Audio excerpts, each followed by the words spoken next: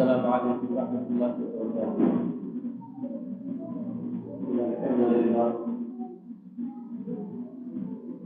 الحمد لله نحمده ونستعينه ونستغفره ونؤمن به ونتوكل عليه ونعوذ بالله من شرور أنفسنا ومن سيئات أعمالنا.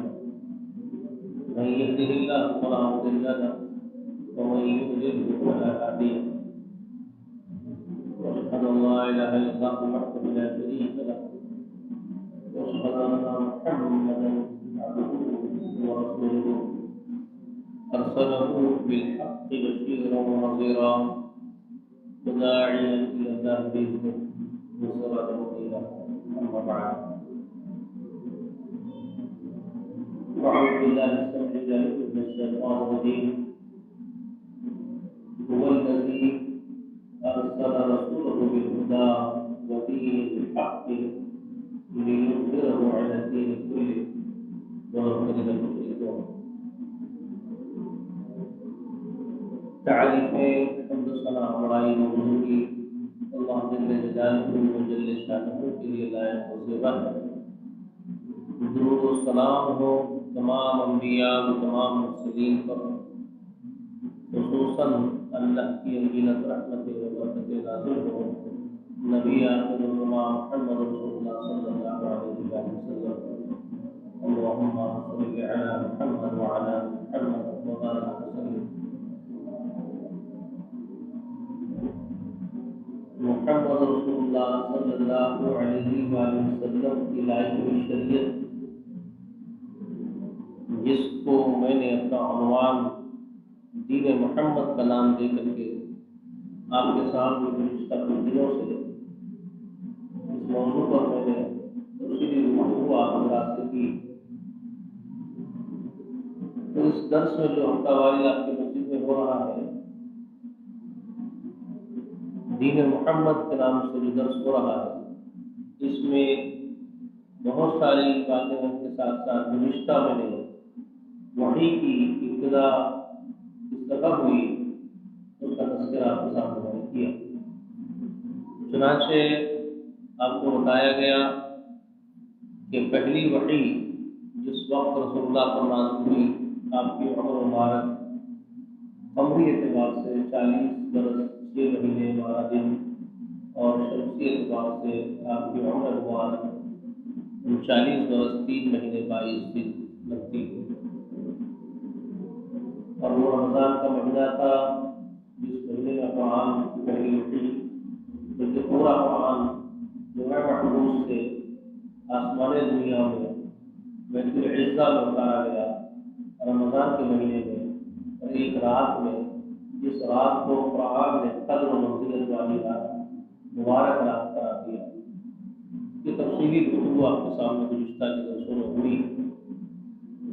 اور جب پہلی وحی رسول اللہ پر نازل ہوئی، اور وہ پہلی وحی ہے سورہ علق کی ابتدائی 5 آیات پر مشتمل، اسی پر مفسرین کا محققین کا اتفاق ہے، سبھی نے اس کو بیان کیا بغیر اختلاف کے کہ پہلی وحی جو رسول اللہ پر نازل ہوئی ہے وہ سورہ علق کی 5 شروع کی آیتیں ہیں. بسم اللہ الرحمن الرحیم. اقرأ بسم ربک الذی خلق خلق الانسان من علق اقرأ وربک الاکرم الذی علم بالقلم. یہ 5 آیات علم الانسان ما لم يعلم تک نازل ہوئی. پہلے غار حرا میں نے وہ کیفیت آپ کے سامنے سے بیان کر دی کہ آپ رسول اللہ گھبرائے ہوئے ڈرے ہوئے جن کے نتیجہ کے پاس آئے باری بار آپ کو دلاسا دیتی ہے. یہ تمام باتیں میں نے آپ کو بتا دی. اس کے بعد ہماری ماں رات میں تو اپنے شوہر کو آپ نے دلاسا دیا، آپ نے اپنے شوہر کو یہ اطمینان دلایا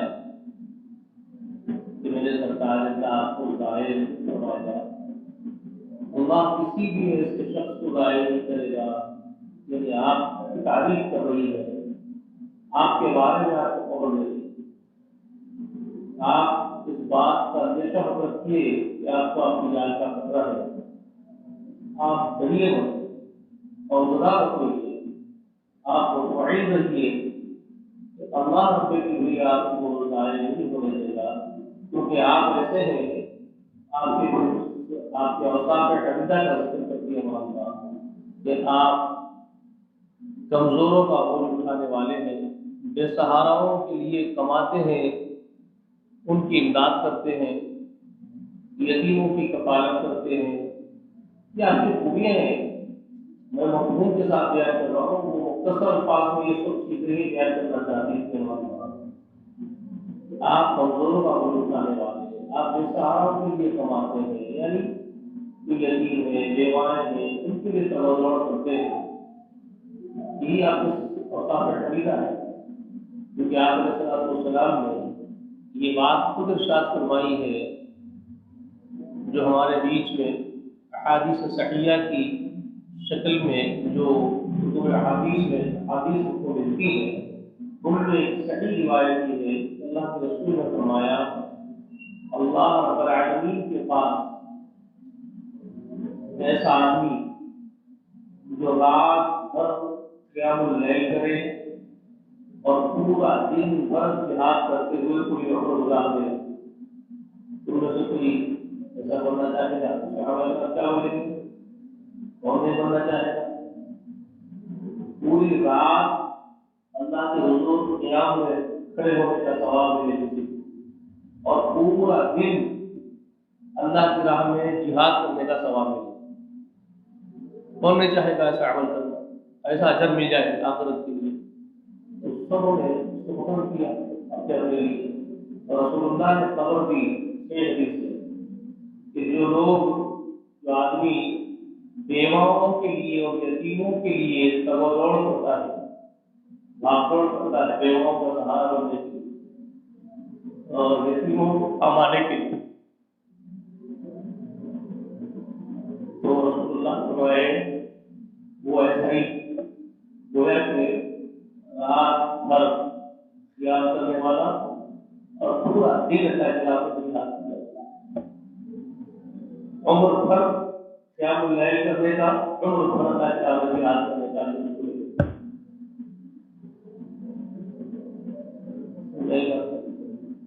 آپ کو کس صفت تھی جو خود کی آپ کی تھی، ایسے کیا؟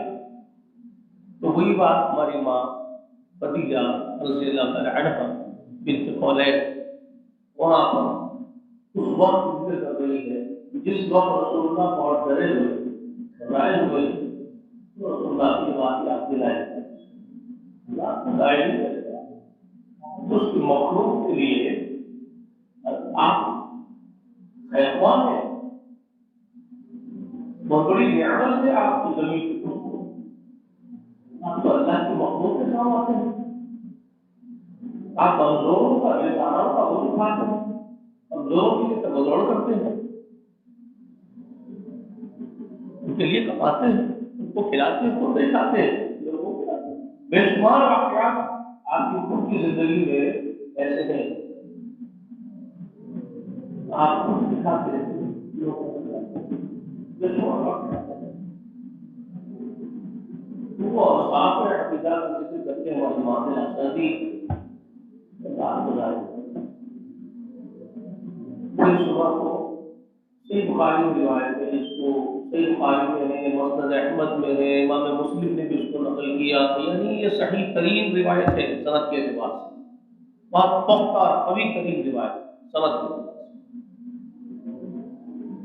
اس کی راویہ ہے ہماری ماں حضرت عائشہ رضی اللہ تعالیٰ عنہا، وہ بیان کر رہی ہے صحیح رسول اللہ صلی اللہ علیہ وسلم نے خود جو وحی کی ابتدا کی کیفیت کو بیان کیا تھا، اس کو ہماری ماں نے بیان کیا، اور اس کے راوی ہے عروہ بن زبیر، وہ اپنی پھوپھی سے مل کے بات چیت کی، انہوں نے اس کو آگے بڑھایا، پھوپھی سے انہوں نے سنا اس کو آگے بڑھایا، تو معلوم ہی ہوا اس حدیث سے کہ ہماری ماں خبر دیتی جب رات میں دلاسا دیے تو شوہر کو حضرت خدیجہ اور صبح کو لے کر کے ان کے چچا زاد رشتے کے بھائی تھے، بہت بوڑھے تھے، اور وہ آدمی دور جہالت میں، یعنی دور جہالت ہی تو ہے نا، نبوت تو ابھی پہلی وحی کی شکل میں اتری ہے، اور وہ پہلی وحی کو پہچان بھی نہیں پائے ہیں کہ فرشتہ کون تھا، بات سمجھ میں کیا رہی ہے، تو ڈرے ہوئے ہیں، تو معلوم ہی نہیں ہے کہ میں خود نبی ہوں، رسول اللہ کو خود نہیں معلوم کہ میں نبی اللہ بنایا گیا، نبی بنایا گیا، تو آپ کو خود نہیں معلوم، تو آپ ڈرے ہوئے ہیں۔ تو یہ جس شخص کے پاس گئی ہماری ماں لے کر کے ان کے رشتے دار بھائی کے پاس، وہ ان کا نام ہے ورقہ بن نوفل۔ تو یہ ورقہ بن نوفل اور اوپر عبد العزیٰ بن کی ان کے اوپر سے چلے جاتا ہے، ان کے دادا پردادا کا نام عبد العزیٰ تھا، اور معلوم ہے عزیٰ ایک بت تھا ان کے پاس، وہ بت کی نسبت سے لوگ عبد العزیٰ نام رکھا کرتے تھے، مگر یہ ورقہ بن نوفل بتوں سے بیزار ہو کر کے بت پرست کو غلط تصور کرتے ہوئے اس سے کش ہو کر کے حق کی تلاش میں یہ عیسائیت قبول کر کے مسلمان ہو گئے۔ میں نے آپ سے کہا کہ رسول اللہ سے پہلے اس زمین پر اسلام کا نام کیا تھا؟ دین مسیحی۔ جیسے کہ میں اسلام کو نام دے رہا ہوں اس درس میں، آپ سن رہے ہیں، میں بار بار آپ کے سامنے لکھ کے بھیج رہا ہوں، دین محمد۔ تو لوگوں کی پڑھ لینے پڑ گئی، بعض لوگ اعتراض کر رہے ہیں کہ دین محمد کیوں لکھ رہے ہیں بھائی؟ آپ سیدھا سیدھا دین اسلام بول کر کے اپنا موضوع کو بیان کرو، دین محمد کیا ہے؟ تو ان کے پڑھ لینے پڑ گئی، نادان ہو۔ اسلام آدم کا بھی دین ہے، اسلام نوح علیہ السلام کا بھی دین ہے، اسلام ابراہیم علیہ السلام کا بھی دین ہے، اسلام سب نبیوں کا دین ہے، موسیٰ علیہ اللہ کا بھی دین ہے، عیسیٰ ابن مریم کا بھی دین ہے، اسلام ہی سب کا دین ہے، محمد رسول اللہ کا بھی دین ہے، اسلام ہی۔ لیکن جس زمانے میں جو نبی ہوگا اسلام اس کے ساتھ مربوط ہوگا، جس کی نبوت کا دور چل رہا ہوگا اسلام اسی کے ساتھ مربوط ہوگا۔ اس لیے دین ابراہیمی اس وقت تک کہا جائے گا جب تک کہ وہ اس کی دین کو آپ جب ابراہیم علیہ السلام سے جوڑ کے بیان کریں گے اسلام بھی ہو۔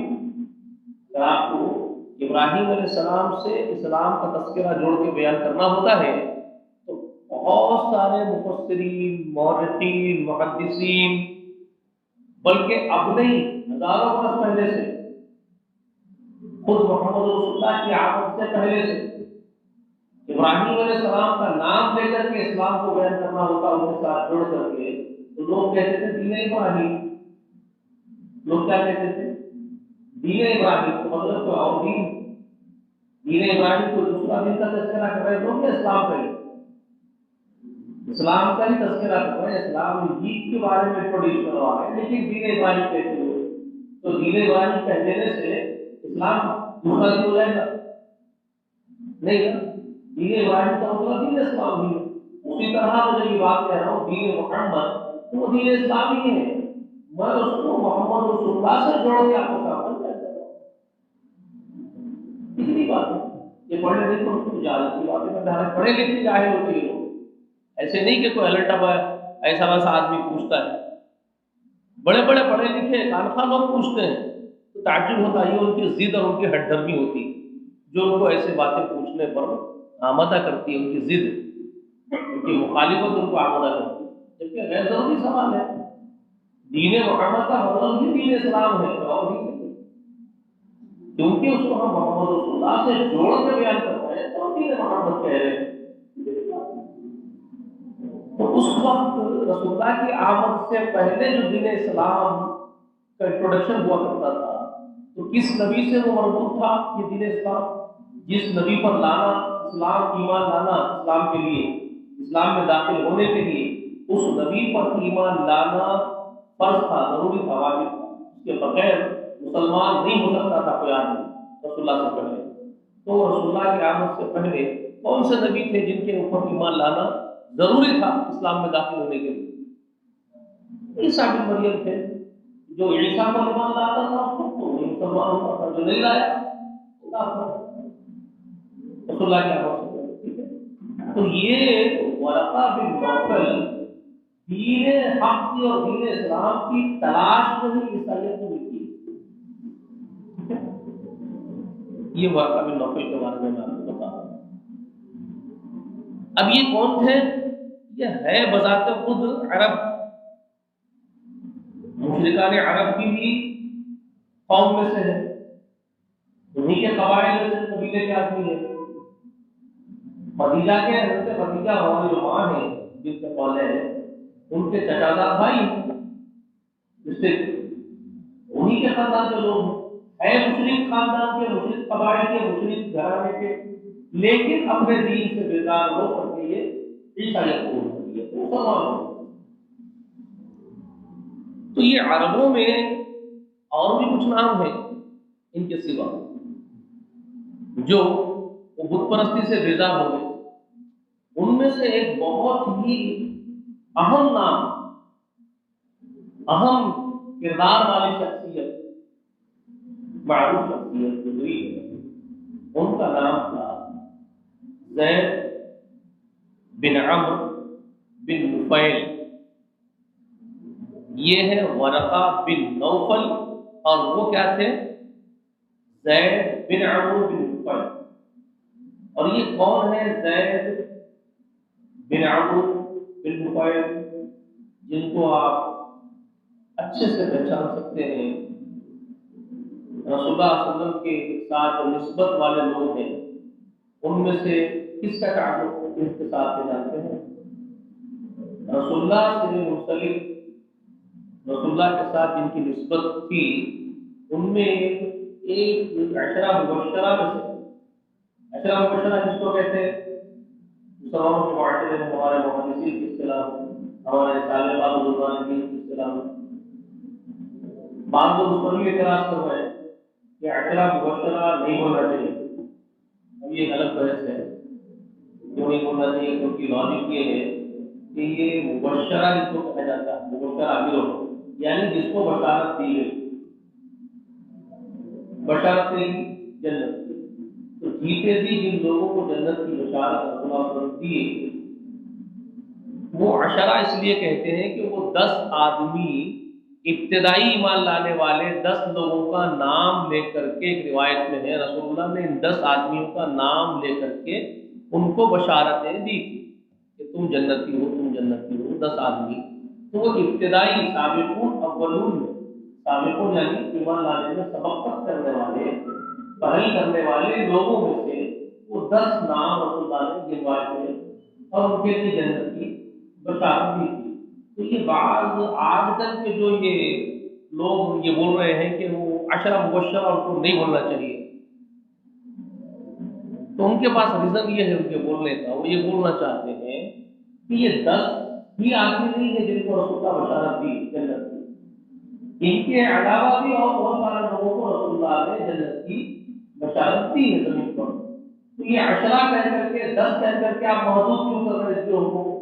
جن کو رسول اللہ جنت کی بشارت دی ہے ان کو آپ عشرہ میں محدود کیوں کر رہے ہیں؟ 10 ہی آدمی، 10 ہی تھوڑی ہے، یہ 10 بھی ہے اور بھی ہے، وہ یہ بولتے ہیں۔ لیکن یہ لایانی بحث ہے ان کی، یہ موجودہ لوگوں کی جو بحث ہے، یہ ایک دم لایانی اور بیکار کی بحث ہے اور غیر ضروری تکلف ہے، حماقت کے سوا کچھ نہیں۔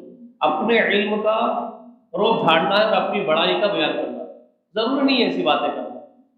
سابق سے، دور قدیم سے اصطلاح چلی آ رہی ہے کہ سابقون اولون میں سے 10 آدمیوں کا نام لیتے تھے رسول اللہ نے، ان کو بشارت دی تھی، ان کو عشرہ مبشرہ بڑے لوگ، پرانے لوگ بولتے آئے ہیں، اس میں کوئی بری بات نہیں ہے جو ان کے اوپر طرز کرو آج پیدا ہو کے۔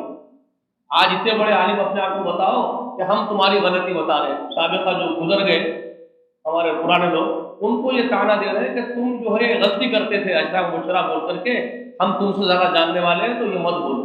یہ حماقت کے سوا کچھ نہیں، یہ ایک اصطلاح چلی آ رہی ہے شروع سے، اس میں کوئی قباحت نہیں ہے بولنے کا عشرہ مبشرہ۔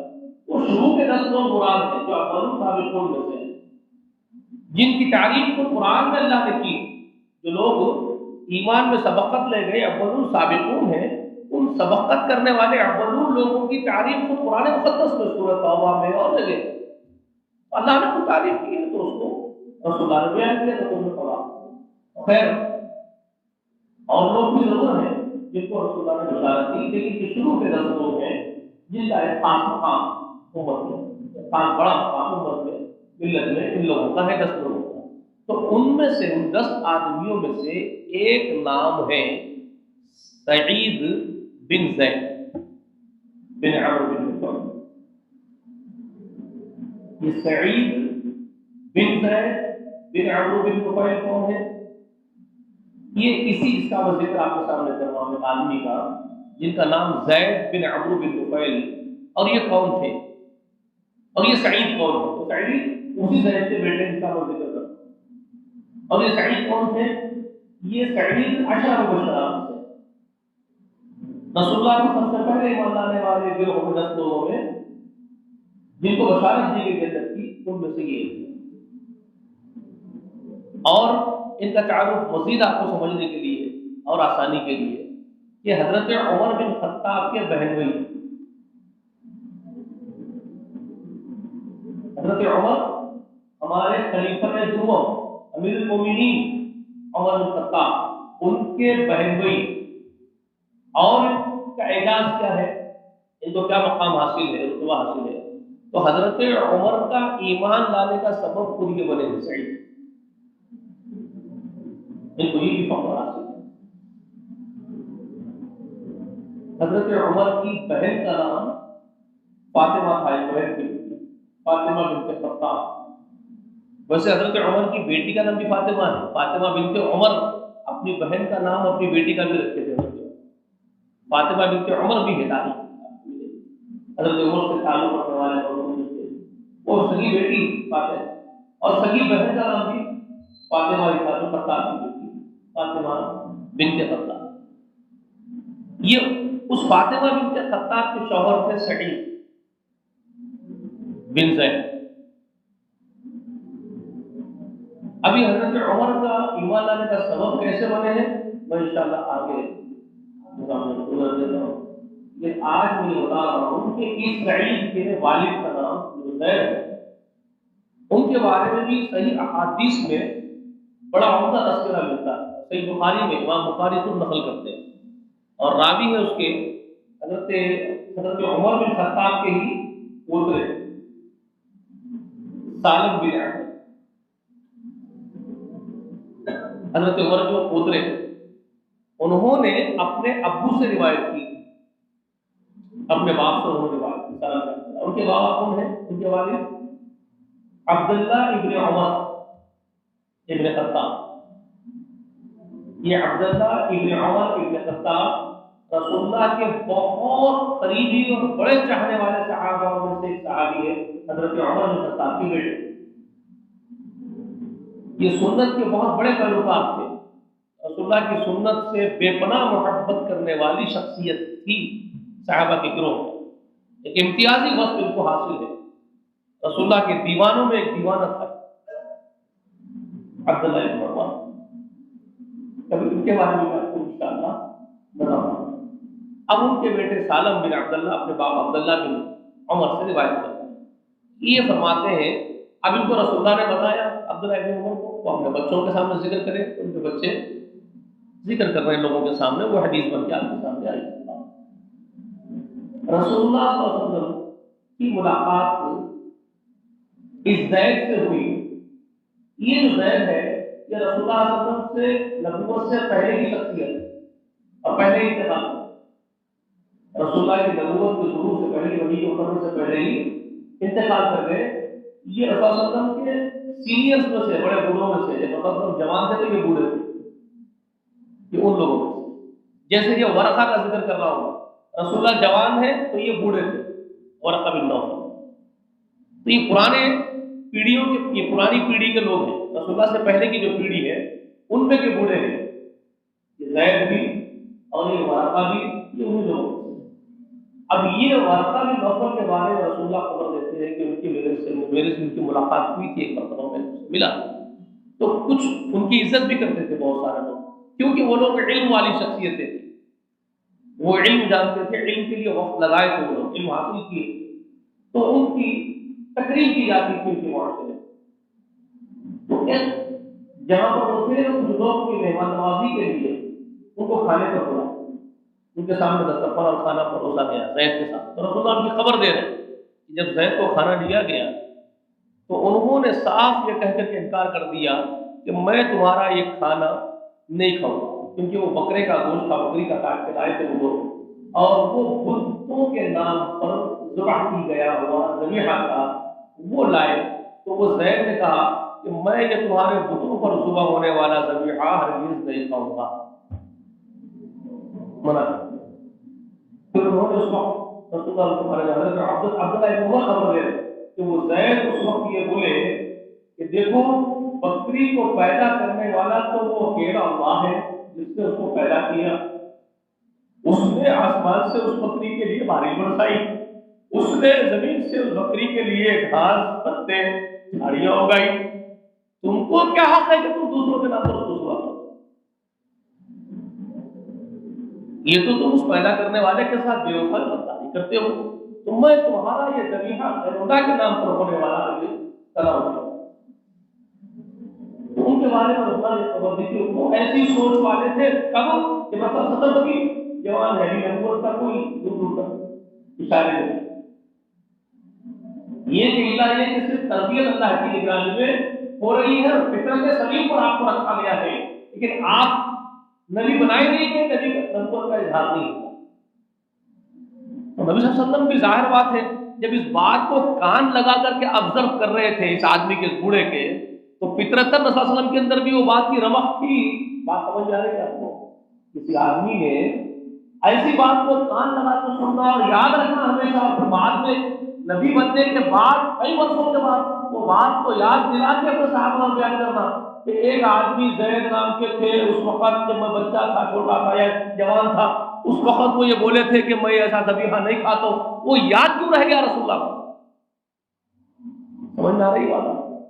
کوئی بات تو یاد رہتی ہے بھائی جس کو آپ بہت توجہ سے سنتے ہو، دل و دماغ میں بٹھا لیتے ہیں کہ بات بہت کام کی، تبھی تو یاد رہتی ہے نا آپ کو، ورنہ عام باتیں تو بھول جاتے ہیں ہم لوگ، جو کامن باتیں ہوتی ہیں اس کو تو ہم لوگ بھول جاتے ہیں، ساری فطرت ہے، لیکن جو مخصوص باتیں ہوتی ہیں وہ یاد رہتی ہیں، جو خاص پوائنٹ کی بات ہے وہ یاد رہتی ہے۔ تو یہ بات زید کی ان کو یاد ہے رسول اللہ کو، تو مطلب یہ ہے کہ رسول اللہ کے نیچر میں یہ بات تھی کہ غیر اللہ پر کے نام پر ذبح ہونے والا ذبیحہ نہیں کھائے جائے، یہی بات صحیح ہے، یہ پوائنٹ کی بات ہے زید کی، وہ یاد ہے ان کو۔ بات سمجھ میں آ رہی ہے؟ نیچرلی بات سمجھ میں آ رہی ہے؟ تو یہ ایک نبی کا نیچر، پیدائشی نیچر ہوتا ہے، اسی صفت پر اللہ ہمیشہ رکھتے ہیں۔ اب دوسری بات میں یہاں زید کی تعریف میں بیان ہے کہ یہ بھی ایک شخص ہے رسول اللہ کی امت میں جو یہ بت پرستی سے اور غیر اللہ کی عبادت سے اور ان کے غلط کاموں سے اپنی قوم کے بیزار تھے، ناپسند رکھتے تھے، ان میں سے یہ شخص ہے۔ اب ذرا سوچیں کتنی توحید کی بات کر رہے ہیں، خالق تو اس بکری کا اللہ ہے، اس نے پالا پوسا اس بکری کو، اس نے کھلایا ہے، اس نے انتظام کیا ہے جانور کا، اور تمہیں کیا حق ہے کہ دوسرے کے نام پر تم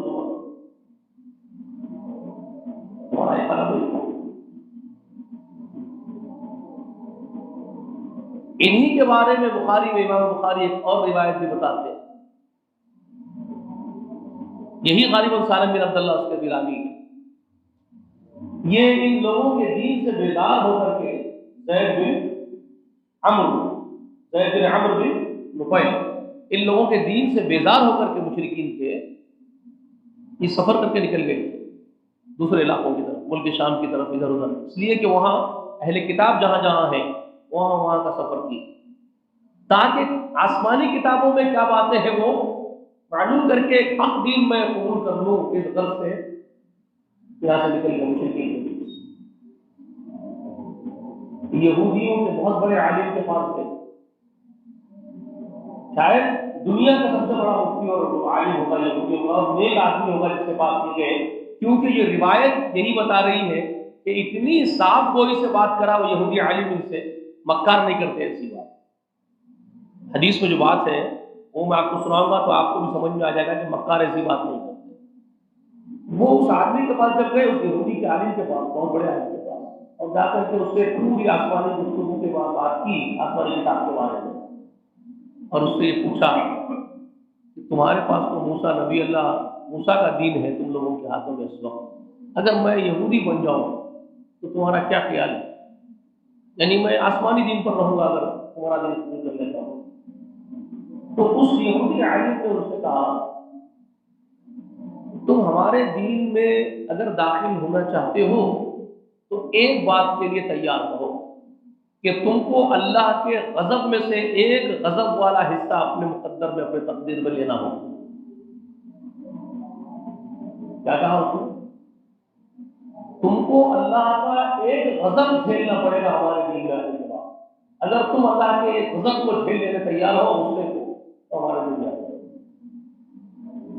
تو انہوں نے کہا توبہ اللہ کی توبہ، میں تو اللہ کے غضب سے بچنے کے لیے ہی زمین پر بھاگ دوڑ کر رہا ہوں، اور تم مجھے کہہ رہا کہ حصہ زمین پہ اللہ تعالیٰ کے غضب کے لیے میں لے لوں؟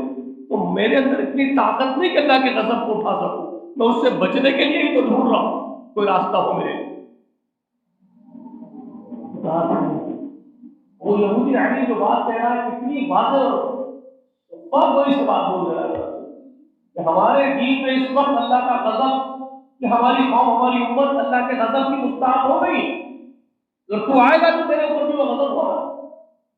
اس کو یقین ہو گیا تھا اس یہودی عالم کو کہ میری امت، میری قوم اس وقت جو ہے، میرے ساتھی، میرے موسیٰ علیہ السلام، میرے نبی اللہ کی امت، وہ اللہ کے غضب کی مستحق ہو چکی ہے اس وقت۔ تو آئے گا تو تجھ پر بھی غضب ہوگا، اگر آنا چاہتا ہے تو آ جائے۔ انہوں نے اللہ کی توبہ کی، کہا کہ نہیں بھائی اس لیے تو بچنے کے لیے بھاگ رہا ہوں۔ پھر انہوں نے پوچھا کہ تم کوئی میری مدد کرو گے، کوئی اور دین ایسا مجھے بتا سکتے ہو جس سے اللہ کا غضب ہی نہ ہو؟ تو اس نے کہا میں ایسا دین تو اب نہیں دیکھتا، ایسا دین تو میں اب نہیں دیکھتا، الا یہ کہ ہو سکتا ہے کہ دین ابراہیم اور دین حنیف تجھے مل جائے۔ دین حنیف ہی وہ دین ہے جس سے اللہ راضی ہے، جس سے اللہ کے غضب سے بچنے کی صورت نکل سکتی ہے۔ اس نے کہا اس یہودی عالم نے زید بن عمرو سے یہ بات کہی۔ یہ سب روایتیں جو امام بخاری نقل کی وہ سنا رہا ہوں، آپ پلٹ بھی یہاں وہاں کی باتیں نہیں بول رہا ہوں۔ غالب الحدیث کا نمبر بھی 3800 کی بات کہی، 3800 سے 20 25 جو بھی آپ طرح سے لگ جائے، ٹھیک ہے۔ تو اب یہ وہاں سے نکل گئے۔ اس نے ایک بات صاحب کو اسے بول دی کہ دین حنیف جو ہے، یعنی دین حنیف سے اس کی مراد دین ابراہیم، اور وضاحت کر دیا دین ابراہیم یعنی ابراہیم کا دین جو دین حنیف ہے، اللہ کے سوا کسی اور چیز کی طرف التفات نہ ہو، کسی اور کی رضا کی فکر نہ ہو، مخلوق کی چاپلوسی نہ ہو، صرف اللہ کے لیے جیے اور مر جائے، ایسا دین ابراہیم کا دین تھا علیہ السلام کا، جس پر آج وہ اعتراف کر رہا ہے، مطلب وہ عالم یہودیوں کا کہ آج ہم یہودی اس پر نہیں رہے۔ ظاہر بات ہے وہی ہر زمانے میں کوئی عادل ہوتا ہے، کسی جماعت میں بھی ایسا آدمی ہوتا ہے تو وہ جماعت والے بھی اس سے بغض رکھتے ہیں، اس سے کینہ رکھتے ہیں۔ کسی ایک جماعت میں بھی ایسا آدمی ہوتا ہے جو اپنے جماعت والوں کی غلطیوں کو دیکھ کر کے ڈر کے بولتا ہے کہ آج ہماری جماعت کے لوگ بگڑ گئے، وہ آج حق پر نظر نہیں آ رہے، تو اس کے اندر کی تکلیف ہوتی ہے آج کے لوگ حق پر ہوتے ہیں۔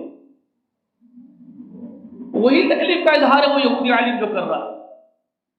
دین ابراہیم اگر ہے تو وہی حق ہے، مگر وہ یہ بات کا اعتراف بھی کر رہا ہے ساتھ ساتھ اس کی باتوں سے، اگرچہ کہ کھل کے نہیں بول رہا ہے لیکن معترف تو معلوم ہو رہا ہے اس کے بات کے انداز سے کہ ہم وہ لوگ اس پہ نہیں رہے، اس لیے غضب کے مستحق بن گئے، اگر تو آئے گا تو پر بھی غضب۔ بات سمجھ میں آ رہی ہے؟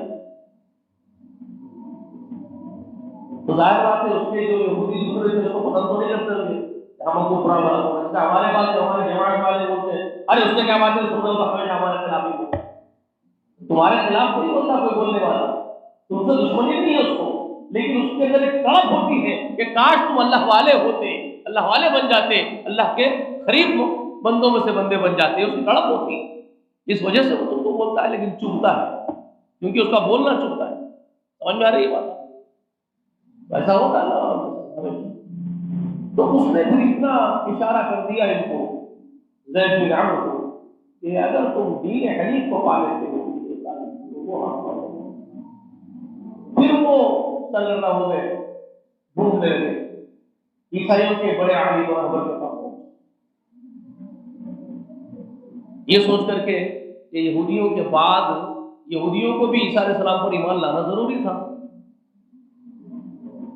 یہی دین اسلام ہے اس وقت کا، یہاں سے میری رہبری ہو جائے اور میں اسلام قبول کر لوں، یہ خیال مجھے جا کر کے وہی طرح کی بات معلوم کر کے گئے ہوں گے نا، آئمہ شیخ کے پاس تو نہیں گئے ہوں گے، کیونکہ پوری زندگی کا معاملہ ان کی اپنی قوم سے بیدار ہو کر کے اگر دوڑتے پھر رہے ہیں تو ظاہر بات ہے پورے معلومات کے بعد جائیں گے کسی کے پاس، ایک آدمی کو نیک ترین متقی سچا معلوم کریں گے تو اس کے پاس جائیں گے نا۔ ویسے یہودیوں کے بعد علی کے بعد گئے جو سیدھا سیدھا تھا، اسٹریٹ فارورڈ تھا، معلوم کر کے گئے ہوئے، ویسے ہی نصرانیوں کے ایک عالم کے پاس گئے، اس کی بات کا انداز بھی بڑا اسٹریٹ فارورڈ ہے، اس کے امام بخاری نقل کر رہے ہیں، اور امام بخاری ایسی حدیثیں نقل امت کے سامنے کیوں کر رہے ہیں؟ ایسی حدیثیں کیوں لا رہے ہیں؟ امام بخاری کی حکمت کیا ہے اس کے اندر؟ وہ عقل والوں کے لیے ہے، بڑی خدمت ہے امام بخاری کے، اللہ ان کی قبر کو نور سے منور کر دے، اور بڑی حکیم حکمت والے ہیں، چپ نہیں بیان کر رہے روایتیں، اس میں بڑا سبق ہے، بڑی عبرت اور بڑی حکمت ہے اس کے بیان میں۔ ہم جیسے لوگوں کے دلوں کو ایمان کی طرف مائل کرنے کے لیے بہت بڑی عظیم حکمت اختیار کی، لیکن ہم لوگ متوجہ ہی نہیں ہو رہے، سمجھ ہی نہیں پا رہے ان کی حکمتوں کو، ان بزرگوں کی۔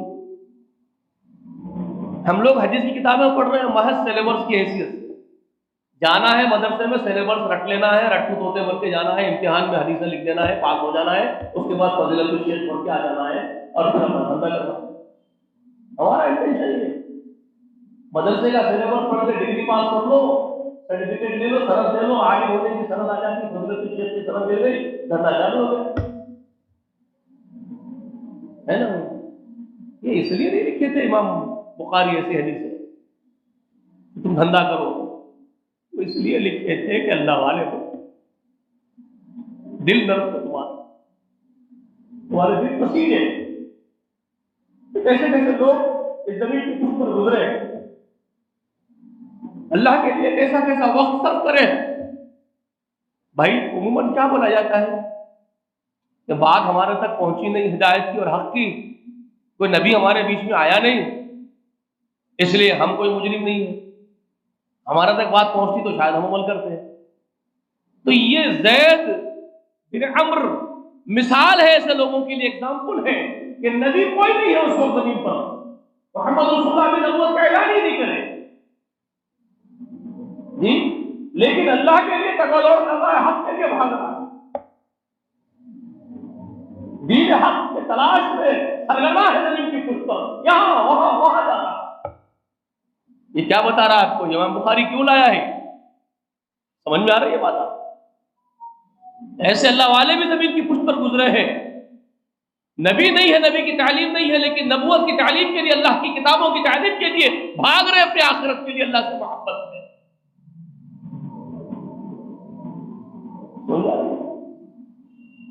ایک نصرانی عالم کو پکڑے،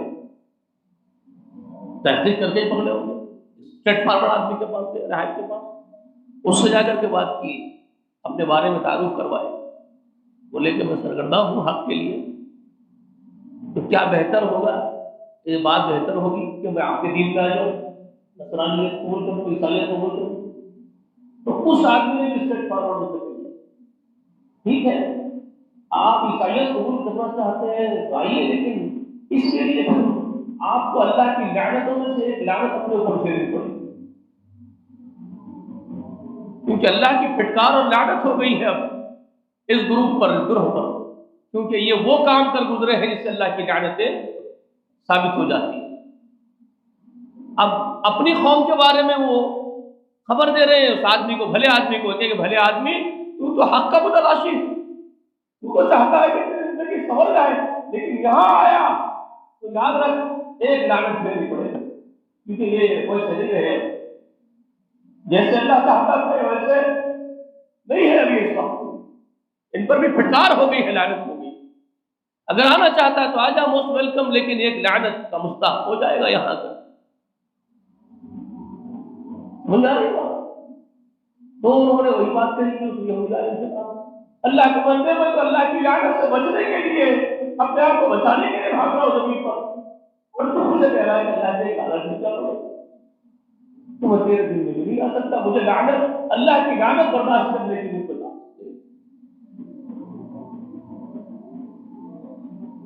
پھر وہ باہر نکلے، دونوں ہاتھ آسمان کی طرف بلند کیے اور اپنے رب اعلیٰ وزیر سے پکار کے کہتے ہیں اللہ تو گواہ ہے کہ میں تو صرف دین ابراہیم اور دین حنیف پر ہوں، اگر سے مجھے حق نہیں ملتا، مجھے کہیں ایک جماعت ایسی نہیں مل رہی ہے جو دین حنیف پر ہو، اس کا ساتھ دوں، بیعت کروں، اس کے ساتھ ہو کر کے مر جاؤں، مجھے نظر نہیں آتی وہ جماعت، میں ڈھونڈ رہا ہوں، مگر تو گواہ رکھنا میرے اللہ میں اسی دین پر ہوں جس دین کو ابراہیم نے اتارا۔ یہ تو ہے بلا مرضی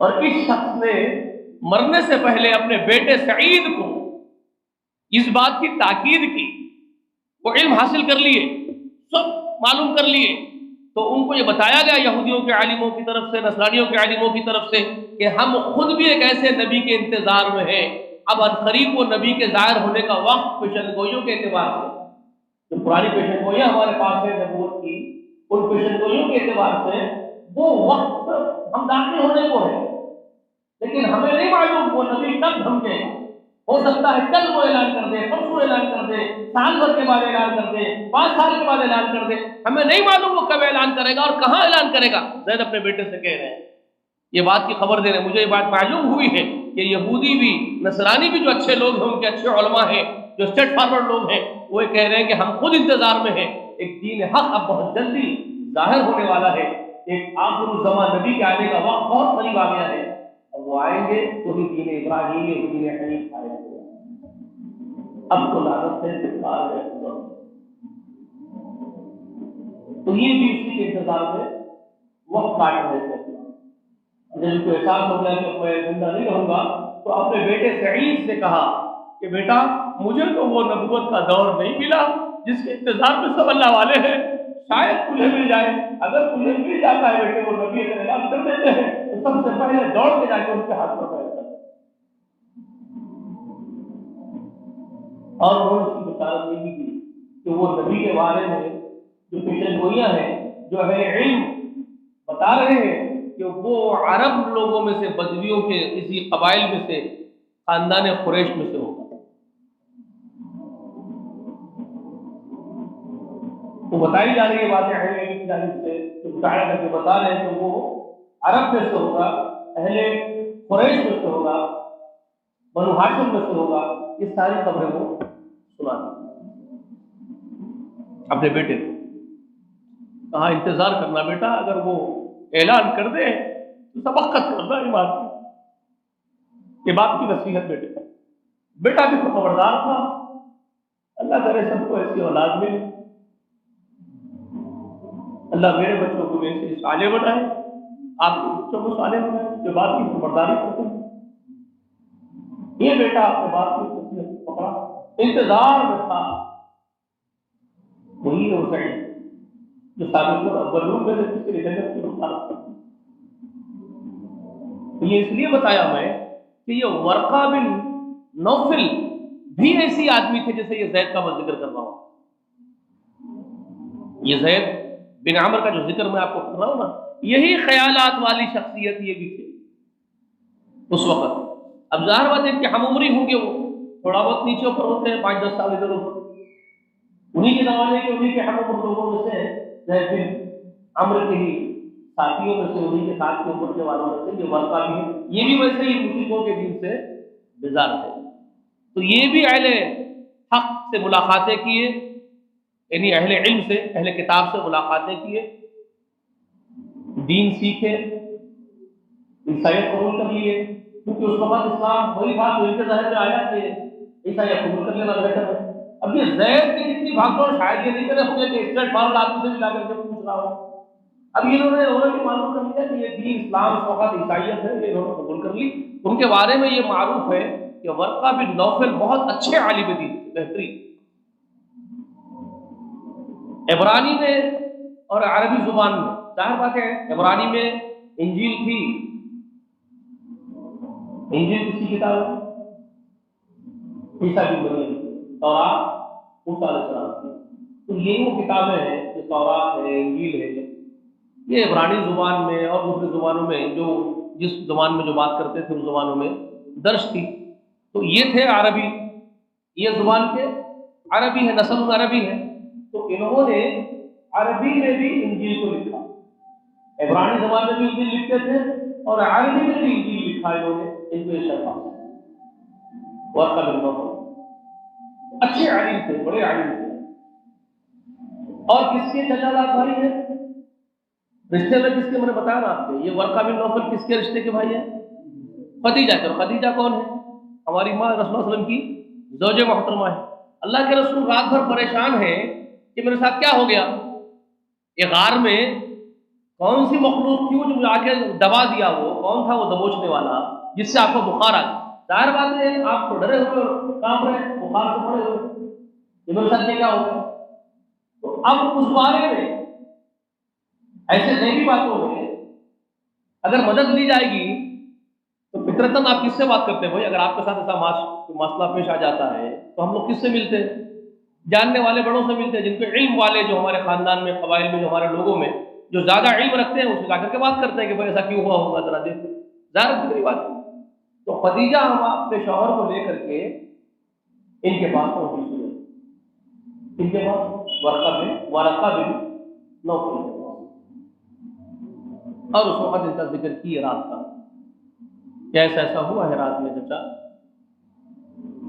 تو انہوں نے پوچھا بھتیجے بتاؤ تمہارے ساتھ ہوا کیا ہے، تفصیل بتاؤ۔ تو محمد رسول اللہ صلی اللہ علیہ وسلم نے پوری تفصیل ان کو بتائی کہ ایسا ایسا ہوا میرے ساتھ رات میں، ایک ایسا شخص آیا ہے، ایک عجیب مخلوق تھی، وہ آیا مجھے دبو کر کے کہتا ہے اقرأ باسم ربک الذی خلق۔ فرشتہ بھی کیا لے کے آیا؟ پہلے اقرأ پڑھ، کس کے نام سے پڑھ؟ اقرأ باسم ربک، اپنے رب کے نام سے پڑھ، الذی خلق، الذی خلق۔ یہاں سے کیا معلوم ہو رہا ہے؟ نبی علیہ السلام کی فطرت کے اندر یہ معرفت پہلے سے ہی ہے۔ کیا معرفت؟ کہ اس کائنات کی تخلیق کرنے والا ہی ایک اکیلا ہی رب ہے، وہ پوری کائنات رب جو کائنات کا ہے، پالنہار، پوشنہار، ضروریات کی تکمیل کرنے والا، حاجت روا، مشکل کشا، بندہ نواز، غریب نواز، سب کو نواز، یہ اگر ہے پوری مخلوق کو نوازنے والا، تو وہ فطرت سلیم میں پہلے سے یہ بات داخل ہے کہ اس کائنات کا خالق بھی حقیقی رب ہے۔ یہ فطرت جانتی ہے، وہی فطرت رسول اللہ کی میں نے آپ سے کہا گزشتہ کہ یہ وہی فطرت ہے جو بھٹک رہی ہے اور حق کو تلاش کر رہی ہے۔ گزشتہ پوری تفصیل بتا دیا آپ کو فطرت کے بارے میں، پھر ضرورت نہیں ہے مجھے بتانے، اور لمبے طرح سے سمجھایا گا آپ کو فطرت کیا ہوتی ہے، انسان کیا ہوتا ہے۔ آپ گزشتہ کا درس جو ہے آپ کے پاس ہے، یوٹیوب کے اوپر آپ کے فونوں میں آتا ہے، وہ دیکھ لیجیے جناب، فطرت کے بارے میں تفصیل کے ساتھ سمجھایا۔ وہی فطرت رسول اللہ کی جو ڈھونڈ رہی ہے ہم، وہی بتا دیا میں نے۔ تو فرشتہ وہی بات کر رہا ہے، پڑھنا شروع کر دے اب تو، یعنی جس حق کا تو متلاشی تھا، جس حق کو تیری روح ڈھونڈ رہی ہے، جس حق کو تیری فطرت تلاش رہی ہے، وہی تیرے پاس میں لے کر کے اترا ہوا، اب تو پڑھ۔ وہ کس کے نام سے؟ اپنے خود تیرے رب کے نام سے، الذی خلق۔ الذی خلق، یہ نہیں کہا کہ تجھے پیدا کرنے والا یا مجھے پیدا کرنے والا، خلقہ کا نہیں کہا، خلقنی نہیں کہا، خلق السماوات نہیں کہا، خلق الارض نہیں کہا۔ ذرا غور کیجیے یہاں پر آیت میں کیا ہے، اقرا باسم ربک الذی خلق، پڑھ اپنے اس رب کے نام سے جو حقیقی پیدا کرنے والا یکتا وہی خالق ہے پوری کائنات کا، جو کچھ بھی کائنات میں ہے، کائنات میں جو بھی ہوگا، جس کو تو دیکھ رہا ہے وہ بھی، جس کو تو نہیں دیکھتا ہے وہ بھی، جو تیرے سامنے ہے وہ بھی، تیرے پیچھے ہے وہ بھی، جتنی کائنات ہے، جتنی اشیاء کائنات میں ہے، ان سب کا ایک ہی پیدا کرنے والا ہے، اس کے نام سے، اس خالق کے نام سے۔ سمجھ آ رہی ہے؟ جس خالق کو تو ڈھونڈ رہا ہے، روح فطرت کو اس کی معرفت ہے، لیکن مکمل معرفت نہیں ہے، معرفت کو ڈھونڈ رہی ہے، حقیقی رفعت کو، بلندی کو، حقیقی بلندی کو، معرفت کی یہ فطرت ڈھونڈ رہی تھی، یہ روح ڈھونڈ رہی تھی محمد رسول اللہ، اور جبریل وہی لے کر کے اترے۔ سمجھ جائے گا؟ یہ بہت حکمت کی بات ہے۔ میں نے آپ کو کہا کہ 5 آیات کے بارے میں آپ کو بہت تفصیل کے ساتھ انشاءاللہ آگے بتا رہا ہوں۔ قرآن پڑھتے ہیں مگر میں نہیں سمجھتا کہ ہم قرآن پڑھتے ہیں، ہم قرآن پڑھتے ضرور ہیں، پھر بھی میں کہتا ہوں کہ ہم قرآن نہیں پڑھتے۔ قرآن کچھ اور ہی ہے اور ہم کچھ اور ہی سمجھتے ہیں۔ خیر، یہ وہ آیات تھی 5 جبریل امین جو فرشتہ اتر کے آیا ہے، اس کا تذکرہ پورا کمپلیٹ، اس کی انفارمیشن جو ہوا ان کے ساتھ تھا، وہ ورقہ بن نوفل کو انہوں نے سنا دیا کہ یہ ہوا میرے ساتھ۔ اس نے ایسا کہا کہ اپنے رب کے نام سے پڑھ جس نے پیدا کیا ہے۔ اس نے کہا لوتھڑے سے انسان کو پیدا کیا ہے، اور رسول صلی اللہ علیہ وسلم خبر دے رہے ورقہ کو، وہ مجھے دبوچنے والا یہ بھی کہہ رہا تھا کہ پڑھ تیرا رب بڑا عزت والا ہے، اقرا وربک اکرم کہہ رہا ہے، سب ذکر کر رہا ہوں۔ وہ کہہ رہا تھا کہ پڑھ تیرے اس رب کے نام سے جس نے انسان کو علم سکھایا، قلم کے ذریعے سے اس نے سکھایا انسان کو جو وہ نہیں جانتا تھا۔ جیسے ہی انہوں نے اس بوڑھے کے سامنے، چچا کے سامنے، اپنے چچا داد بھائی کے سامنے، جو سالے بھی ہوتے ہیں رشتے کے، کیونکہ چچا داد بھائی ہیں ان کے، بھتیجا کے، مگر بوڑھے ہیں، تجربے کار ہیں، ان سے بہت بڑے ہیں رسول اللہ صلی اللہ علیہ وسلم، اور کتاب کا علم جانتے ہیں، عبرانی جانتے ہیں، عبرانی میں تورات اور انجیل لکھ رہے ہیں۔ جب یہ سارا واقعہ انہوں نے سنایا تو یہ ورقہ فوراً بول اٹھے، یہ سوچے نہیں، یہ نہیں بول رہے ارے بھتیجے جاؤ کچھ بھی نہیں ہے، تمہارے کو وسوسے آ گئے، بہت ایک دم جھٹکا ہوا ان کو، پورے توجہ کے ساتھ سنے ان کی بات اور انداز، غور کریں پوری ایک بات پر کہ کیا ہوا رات میں۔ اس کے بعد فوراً بول اٹھے ناموس، یہ وہی ناموس ہے جس کو اللہ نے موسیٰ کے پاس بھیجا، بغیر سوچے کہ فوراً ہی بول دیے یہ ورقہ، کیونکہ وہ سارا منظر سامنے آ گیا ان کے، کوئی معمولی بات نہیں ہوئی ان کے ساتھ، کوئی ایسی کامن بات نہیں ہوئی ان کے ساتھ جو ہوا ہے۔ فوراً کا دل پکار اٹھا کہ وہی ناموس ہے جو موسیٰ کے پاس بھیجا گیا، اور پھر اس کے بعد پکارا، دل پکار اٹھا تو پکارے وہی ناموس ہے، وہی ناموس ہے جو موسیٰ کے پاس بولے۔ اس کے بعد تھوڑا سنجیدہ ہو کے بولنے لگے کاش میں اس وقت قوت والا رہوں، کاش میں اس وقت بحیات رہوں جب تمہاری قوم کے لوگ تم کو اپنے ملک سے نکال کے باہر کر دیں، اپنے بستیوں سے تم کو نکال دیا تو میں تمہاری امداد کروں گا، میں تمہاری طرف سے کھڑا رہوں گا، تمہاری حمایت کروں گا۔ آج میرے ساتھ ایسا ہو، کس بات کی خواہش کا اظہار کرنے، بھائی ذرا غور کرو۔ یہ ورقہ بن نوفل، یہ بخاری، امام بخاری نے بھی نقل کیا اس کو، امام مسلم نے بھی، اور مسند احمد نے بھی۔ کسی حدیث کو میں نے گزشتہ آپ سے کہہ دیا، امام بخاری اور امام مسلم دونوں مل کر کے روایت کر دیتے ہیں سند صحیح کہہ کر کے، تو پوری قوم میں، پوری امت محمدیہ میں صلی اللہ علیہ وسلم میں تمام محدثین کے نزدیک اس حدیث کا مرتبہ کیا ہوتا ہے؟ متفق علیہ، صحیح ہونے کی سب سے چھوٹی اور ٹاپ ہے۔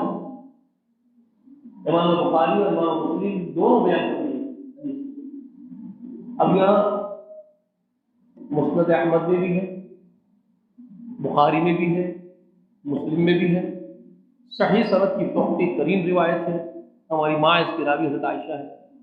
اس میں ورقہ کا جملہ یہ ہے جو حدیث میں ہے کہ ورقہ بن نوفل کہہ رہے ہیں کہ کاش میں اس وقت توانا رہوں اور باحیات رہوں جس وقت تمہاری قوم تم کو نکال دے گی، تو میں پورے زور سے تمہاری حمایت کروں گا، یہ خواہش کا اظہار کرتا۔ تو اس سے کیا معلوم ہو رہا ہے کہ ان کے نزدیک محمد رسول اللہ کون ہے جب یہ بیان کر رہے ہیں، کس بات کا اعتراف کر رہے ہیں؟ تو وہی ناموس فرشتہ جو موسیٰ کے پاس بھیجا گیا وہ تم سے ملا ہے، اور تم جو بات کر رہے ہو وہ کرو گے تمہاری قوم تم کو باہر نکال دے گی۔ اور پھر اس کے بعد تقریر پہنچتی ہے، ذرا غور کیجیے، رسول اللہ پھر پوچھتے ہیں ورقہ سے، اللہ اکبر، ایسا ہوگا چچا یہ لوگ مجھے نکال دیں گے، یہ لوگ مجھے باہر کر دیں گے اپنے شہر سے، تیرے ساتھ ایسا کریں گے لوگ؟ یہ کیوں پوچھ رہے ہیں رسول اللہ؟ تعجب کیوں ہو رہا رسول اللہ کو یہ بات پر؟ اس لیے تعجب ہو رہا ہے کہ یہ قوم کا سلوک رسول اللہ کے ساتھ بہت بہتر ہے، اور رسول اللہ کا سلوک اپنی قوم کے ساتھ بہت بہتر ہے۔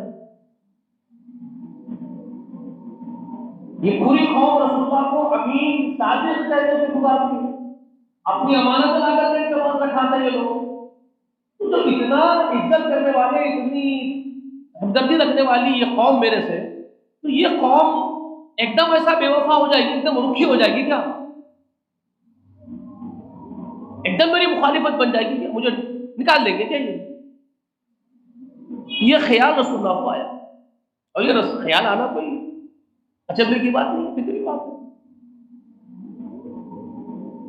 تب ورقہ بن نوفل رسول اللہ سے کہتے ہیں ہاں ہاں بھائی ایسا ہوگا، کیونکہ تم جو خبر دے رہے ہو، جس کسی آدمی نے بھی اس بات کی خبر دی اور یہ باتیں اپنے لوگوں کو اپنے قوم میں رکھی تم سے پہلے بھی، تم سے پہلے کہ جس نبی نے بھی یہ خبر اپنی قوم کو سنائی اور اپنی وہ ذمہ داری پوری کی جو آسمان سے اس کے اوپر ڈالی گئی ہے، تو اس کے ساتھ وہی ہوا ہے جو میں تم کو کہہ رہا ہوں۔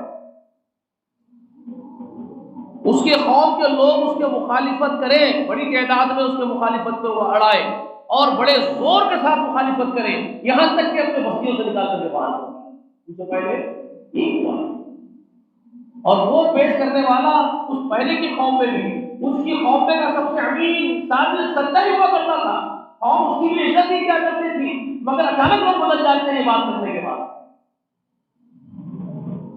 یہ ورقہ نے اپنا ایکسپیرینس وہاں پر نبی سے شیئر کیا، محمد رسول اللہ سے، کیسا ہوتا ہے؟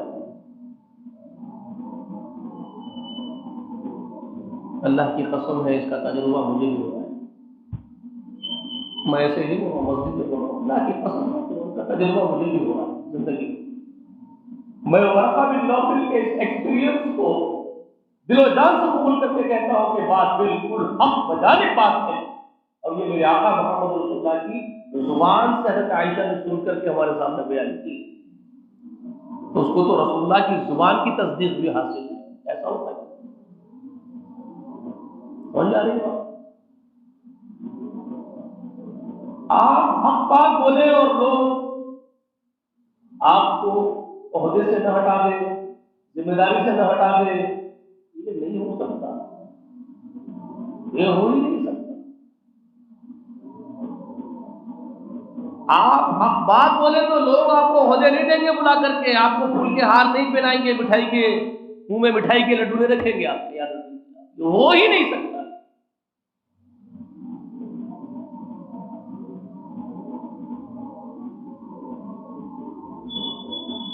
بات یہ ہے خاندان والے آپ کو برداشت نہیں کریں،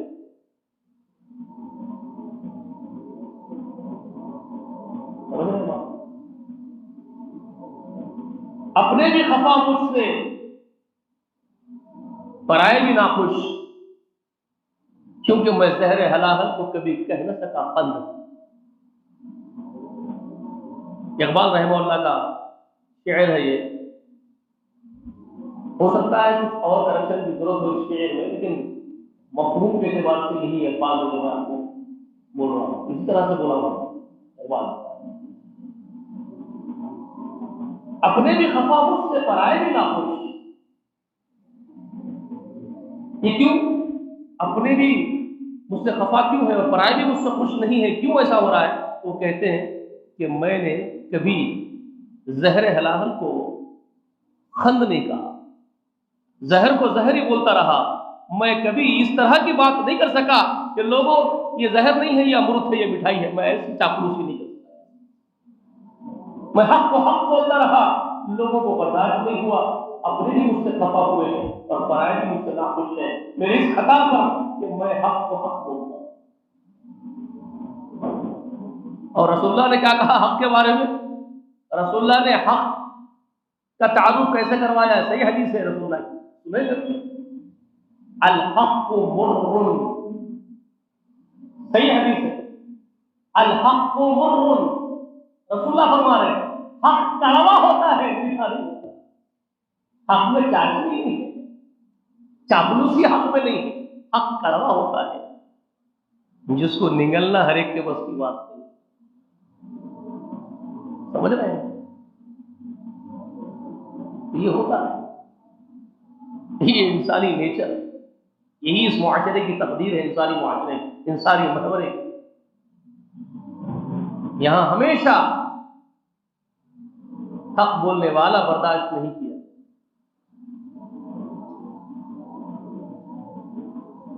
سچائی کی راہ پر چلنے والے کو اذیتیں پہنچائی گئی ہیں.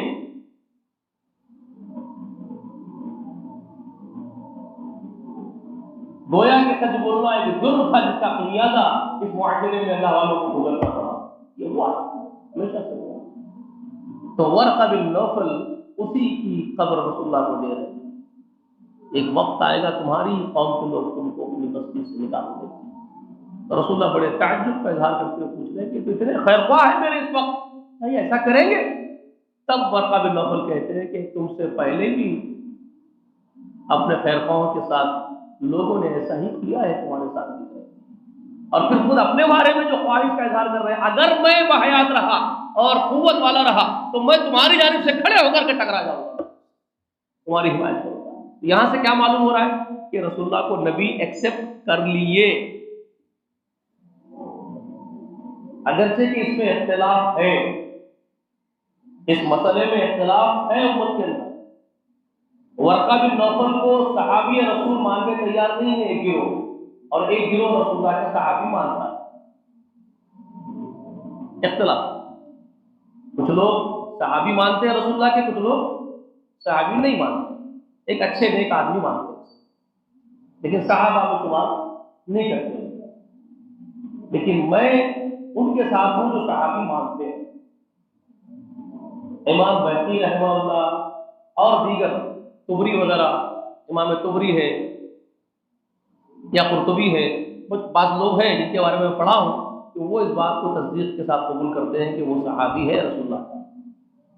اب شاید بعض لوگ جو نہیں مانتے ہیں وہ کیا ان کے پاس ریزنس ہے میں نہیں جانتا.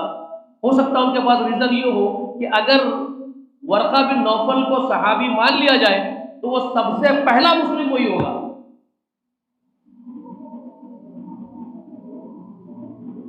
جبکہ خدیجہ کو بھی نہیں معلوم ہے، خود رسول اللہ کو نہیں معلوم ہے کہ میں نبی ہوں. تو ورقہ خود خبر دے رہا ہے تو ورقہ کا مقام بڑا ہو جائے گا، پہلا مسلم بن جائے گا. اس لیے اس کو رسول اللہ کا صحابی مانو ہی مانو.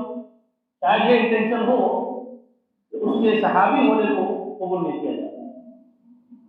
لیکن اگر ایسا ہوا ہے، اس خیال سے اگر اس کو رد کیا گیا تو لاجیکلی یہ خیال درست نہیں. لاجیکلی ایسا خیال کرنا غلط بات ہے. یہ ایک اتنی کامن سینس کی بات ہے کہ جس میں لاجیکلی ان کو انکار کرنا صحابی ہونے سے یہ بات درست فٹ بیٹھتی نہیں. کیونکہ ظاہر بات ہے رسول اللہ صلی اللہ علیہ وسلم پر پہلی وحی اتری ہے اور پہلا فرشتہ پہلی مرتبہ ملاقات کیا ہے، وہ فرشتہ پہلی مرتبہ ملا ہے جبریل امین، رسول اللہ سے پہلی مرتبہ ملا ہے. تو رسول اللہ کو بس خود نہیں معلوم میں کیا ہوں. تو وہ جاننے والے کے پاس ہی جائیں گے، اور یہ جاننے والے تھے۔ اب انہوں نے ایکسپٹ تو کر لیا نا کہ اللہ کے رسول ہے، اور یہ بھی کہہ رہے ہیں کہ جب آپ کو لوگ ریجیکٹ کریں گے تو میں آپ کی تائید میں کھڑا رہوں گا، تو پھر وہ تو مسلمان ہوا ہی کس کی قیمت پہ، اس کو اس خیال ریجیکٹ کر دینا، یہ تو لاجک اور لاجک بات ہے۔ بات سمجھ میں آئی؟ عجیب و غریب قیاس ہے جو غلط قیاس ہے، اس میں تو کوئی دو رائے نہیں ہونا چاہیے اس کو اللہ کا نیک بندہ اور رسول اللہ کا ماننے والا مسلم ہونے میں شک کریں گے۔ کیوں شک کریں گے؟ وضاحت کے ساتھ کہہ رہا ہے، کلیئر بول رہا ہے آدمی کہ وہ فرشتہ جو آپ کے رات میں جو آپ سے بڑا مخلوق ملی ہے، وہ ایک فرشتہ ہے جو موسیٰ سے بھی ملا کرتا تھا، وحی لے کر کے آتا تھا، وہی تمہارے پاس آیا ہے، تو سیدھا ہے کہ اس کو نبی قرار دے رہے ہیں وہ محمد رسول اللہ کو۔ کلیئر بول رہا ہے جیسے موسیٰ نبی تھے تم نبی ہو، جیسے وہ فرشتہ موسیٰ کے پاس آیا تمہارے پاس آیا، اور کلیئر بول رہے ہیں کہ تمہاری قوم بھی تمہارے ساتھ وہی کرے گی جو موسیٰ کے ساتھ کیا گیا، جو اور نبیوں کے ساتھ کیا گیا، تم کو بھی باہر نکالے گی قوم۔ اور یہ بھی کہہ رہے ہیں کہ اگر میں بحیات رہا تو میں تمہاری تصدیق کر کے وہاں کھڑا رہ جاؤں گا، تو ظاہر بات ہے میں تمہارے لیے جیوں گا مروں گا۔ اب کیا شک بن گیا اس مسلمانوں میں بھائی؟ اگر یہاں بھی شک ہے تو پھر بخاری میں سے حدیث نکال دو، ورقہ بن نوفل کا نام ہی نکال دو، بات سمجھ گئی؟ اگر اب بھی اختلاف تم کو کرنا ہے تو پھر بخاری سے یہ روایت نکال دو اور یہ ورقہ کی پوری حدیث نکال دو، یہ ورقہ کا ذکر ہی نکال دو بخاری سے، ختم کرو۔ ورنہ پھر جیسے امام بخاری کی حدیث کو مانتے ہو، نہ صرف بخاری میں ہے، مسلم میں بھی ہے، احمد میں بھی ہے، سب میں تو نکالنا پڑے گا۔ اگر نہیں ان کے محدثین کی سند کو صحیح مانتے ہو تو ورقہ کو مسلم ماننا پڑے گا، دو ہی صورتیں آپ کے پاس۔ بات سمجھ میں آئی؟ کلیئر ہے نا بھائی؟ آپ ورقہ کو مسلم نہیں ماننا چاہتے تو بخاری میں سے، مسند احمد میں سے، مسلم میں سے یہ جس طرح کی روایت آئی ہے تفصیل کے ساتھ، جو یہ چیخ چیخ کے واضح کر رہی ہے حدیث کہ ورقہ اس وقت قبول کر لی ہے نبوت کو رسول اللہ کی، آپ کو نکال دینا پڑے گا، یا پھر خاموشی کے ساتھ ورقہ کو مسلم ماننا پڑے گا۔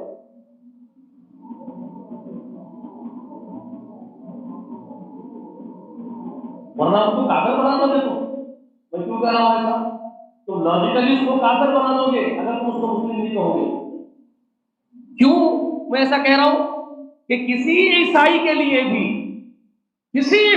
بھی محمد رسول اللہ کی نبوت کے ظہور کے بعد رسول اللہ پر ایمان لانا شرائط میں سے، واجبات میں سے، فرض میں سے۔ اگر کوئی عیسائی محمد رسول اللہ کی نبوت کے اظہار کے بعد رسول اللہ پر ایمان نہ لائے تو وہ کفر کی موت مرے گا۔ اور ورقہ بن نوفل نے محمد رسول اللہ سے ملاقات کی ہے، نبوت کے بارے میں انفارمیشن سن لی، اب اگر وہ محمد رسول اللہ پر ایمان تمہارے اعتبار سے تم نے نہیں لایا اور مر گیا تو وہ ورقہ بن نوفل کافر مرے گا۔ تو تم کیا ورقہ بن نوفل کو کافر ثابت کرنا چاہتے ہو؟ میں اس کا سخت مخالف ہوں، تمہارے اس ارادے کا اور اس قول کا۔ میں ورقہ بن نوفل کی حمایت پہ کھڑا ہوا رہوں گا انشاءاللہ آخر کے دن بھی، اگر یہ حدیث رسول اللہ کی سچی ہے جو امام بخاری، امام مسلم، امام مسند احمد نے بیان کی ہے، اگر یہ روایت، یہ واقعہ ورقہ کا ایک جملہ ورقہ کا ہو ویسا ہی تھا اس وقت جو اس حدیث میں لکھا ہوا ہے، تو میری گواہی ہے کہ ورقہ مسلمان بنے گا انشاءاللہ، وہ کافر نہیں بنے گا۔ بات سمجھ آ رہی ہے؟ انہوں نے ریجیکٹ نہیں کیا رسول اللہ کو، انہوں نے رسول اللہ کو قبول کیا۔ اب لوگ حوالے دے رہے ہیں، بڑے بڑے صحابہ کرام نے ان کو جو ہے صحابہ میں شمار نہیں کیا، تو وہ مجھے نہیں معلوم، میں اتنی اوپر جا کر کے باتیں نہیں کروں گا، وہ صحابی ایسا کیوں بولے، مجھے نہیں معلوم۔ یہ حدیث کی بنیاد پر میں یہ بات کر رہا ہوں، صرف یہ خبر کی بنیاد پر کہ اگر یہ خبر وہی ہے، وہی الفاظ ہیں، تو پھر میں ورقہ کو کافر بننے والا شمار نہیں کر سکتا انشاءاللہ، میرے نزدیک تو نہیں، کچھ بھی ہو جائے، آپ کچھ بھی ہو، وہ تو مسلم قبول کیا انہوں نے، باضابطہ انہوں نے اس بات کا اظہار کیا کہ اگر میں بحیات رہا بھتیجا تمہارے ساتھ کھڑا رہوں گا، اب کیا چاہیے بھائی؟ تو یہ ورقہ بن نوفل کا وہ واقعہ ہے جن کے پاس ہماری ماں ان کو لے کر کے رسول اللہ کو لے کر کے ان کی خدمت میں گئی تھی، تو انہوں نے یہ اعتراف کیا کہ تم اللہ کے نبی بنائے گئے ہو۔ بات سمجھ میں آئی آپ لوگوں کو؟ یہاں تک اب ورقہ بن نوفل کی یہ باتوں سے رسول اللہ کے دل میں بھی ایک قسم کا اطمینان پیدا ہوا۔ سمجھ میں آئی بات کہ کچھ تو ایسا ماجرا ہے کہ اللہ تعالیٰ کی طرف سے۔ ایک تو خدیجہ کی وہ باتیں رات میں جو رات میں اپنے شوہر کو سمجھا رہی ہماری ماں، اور یہ پہلی مومنہ یہی، یہ سب سے پہلے مومنہ یہی ہوگی، کیونکہ رسول اللہ نے وحی کے بعد سب سے پہلے یہی آئے، خدیجہ کے دامن میں آئے ہیں، یہی خدیجہ کے دامن کو وہ شرف حاصل ہے کہ محمد رسول اللہ گھبرائے ہوئے پریشان حال اپنی خیر خواہ، اپنی ہمدرد، اپنی الفت سے بھری ہوئی بیوی کے پاس دوڑے ہوئے آئے ہیں، جیسے کوئی بچہ اپنی ماں کی ممتا میں دوڑا ہوا۔ اور میں بہت ساری باتیں آپ لوگوں کو بولوں گا، آپ کے پڑھنے نہیں پڑتی، اس لیے وہ باتیں شیئر کرنا بھی درست نہیں۔ یا محمد بغیر ماں کا بچہ تھا میرے حبیب، ماں کی ممتا کا سایہ نہیں پڑا، جوانی میں بچپن میں ماں فوت ہو گئی، ماں کی ممتا سے بھی، باپ کی شفقت سے بھی دور رہے۔ اللہ نے وہ عظیم حکمت اختیار کی، ایک تجربے کار 40 سال کی عورت، محمد کو ممتا کی بھی ضرورت ہے، آنچل کی بھی ضرورت ہے، تجربے کار عورت کے آنچل کی اللہ نے اپنے حبیب اپنے محمد کو صلی اللہ علیہ وسلم ایک عظیم خاتون کے آنچل میں جگہ۔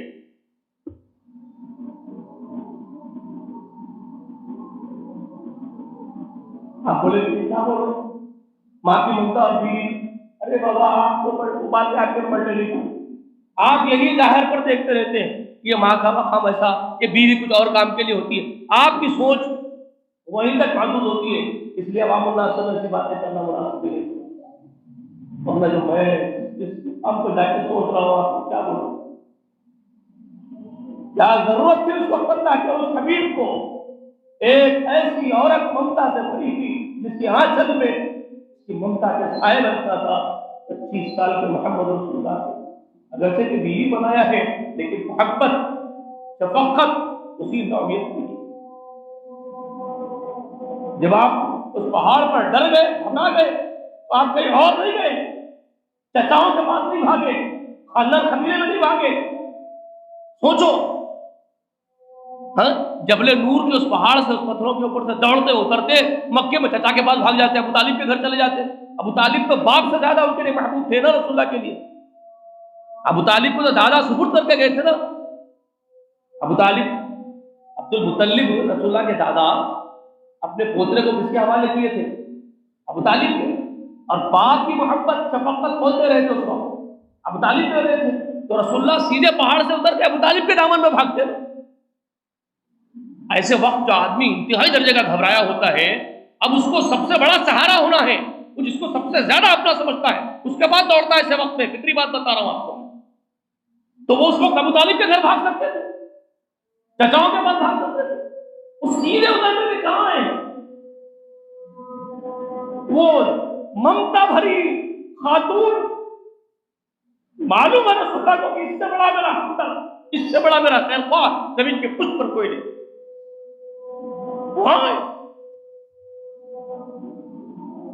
ان کے گود میں سو گئے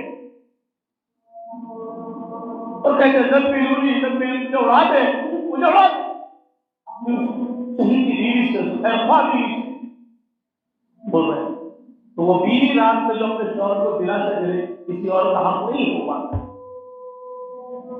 صرف شرف حاصل ہے تو وہ خدیجہ کو شرف حاصل ہے۔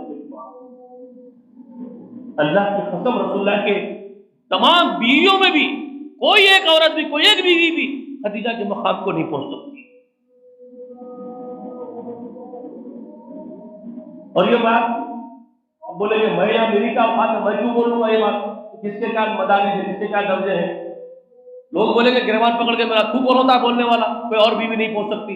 صحیح بات ہے، مجھے کوئی حق نہیں، میری اوقات نہیں بولنے کی، یہ بات خود رسول اللہ کی، یہ خود رسول اللہ نے فرمایا ہے کہ خدیجہ کا مقابلہ تم میں سے کوئی نہیں کر سکتی اپنے دین۔ حضرت عائشہ سے بولے رسول اللہ، اس نے کیسے کیسے وقت میں مجھے بھارت کر کے ساتھ دیا ہے، میں اس کا احسان نہیں چکا سکتا. یہ ماں بات سمجھ میں آتی ہے آپ لوگوں کو؟ تو پہلی مومنہ جس نے رسول اللہ کی معرفت حاصل کی، جس کو جو عارف تھی محمد رسول اللہ کے تمام مراتب کی، اوصاف حمیدہ کی عارف تھی، وہ عارفہ ہے. بات سمجھ آ رہی ہے؟ کوئی اس کی معرفت کو کوئی، وہ ہے ہماری ماں. اللہ کروٹ کروٹ جنت کے درجے بلند ترین بلند فرماتے ہیں.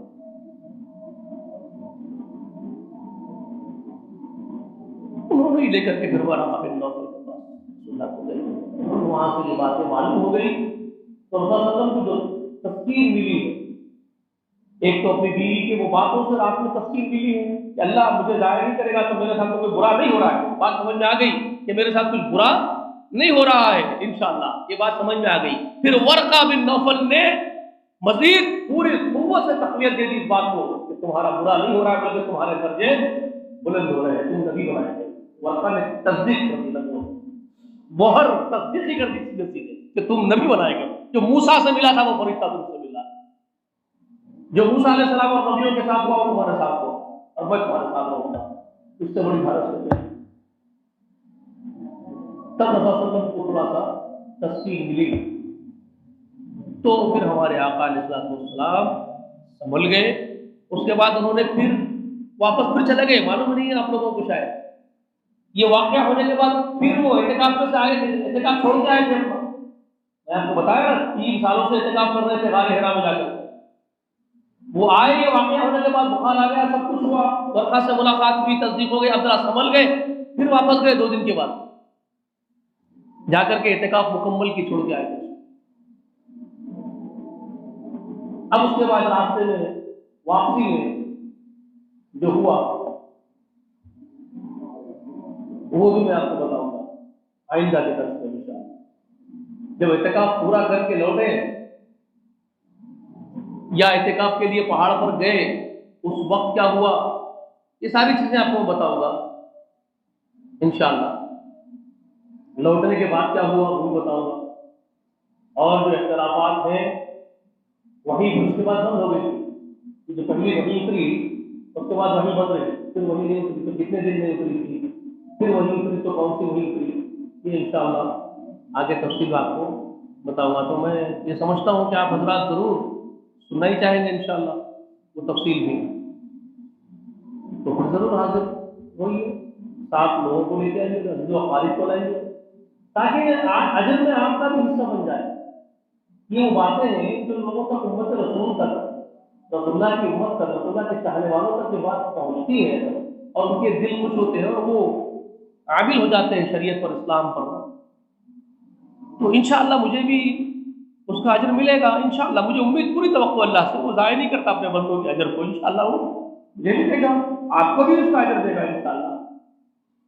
آپ کو دے گا، وہ ضائع نہیں کرے گا. اگر آپ کوشش کرتے ہیں پوری دل و جان سے لوگوں کو لے کے آتے ہیں تو آپ کو کچھ کرتے ہیں.